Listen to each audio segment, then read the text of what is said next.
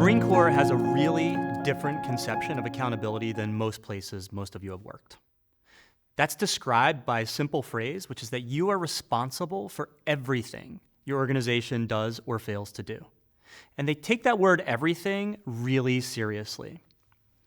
So I was a company commander, which means that I was in charge of 175 combat Marines. Every Friday prior to sending the Marines off on liberty, not only do I need to make sure that all the Marines and all of our weapons are accounted for, but I also need to deliver them a safety brief to kind of remind them to behave well over the impending weekend. And one Saturday night, I got a phone call from one of the other officers in our battalion. He says, "Sir, you got a little bit of a problem with one of your Marines." I said, "Well, what is it?" He said, "Well, he got drunk and he punched a cop." "Okay, where is he?"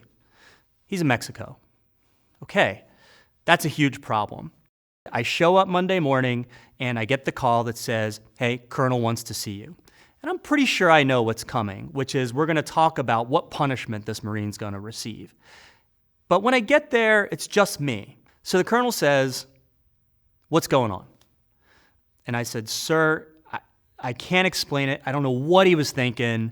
He went down to Mexico, he got drunk, punched a cop." So he said to me, I can see you're not really understanding my question.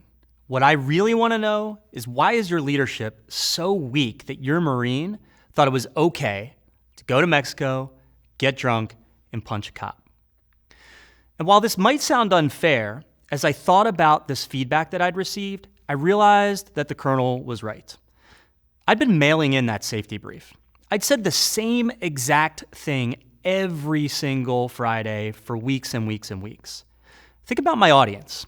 18, 19, 20-year-old Marines, they've completely tuned me out. And what I realized was that I could really improve that safety brief. And I started to do that. I became a better leader as a result of the direct challenge issued by my colonel.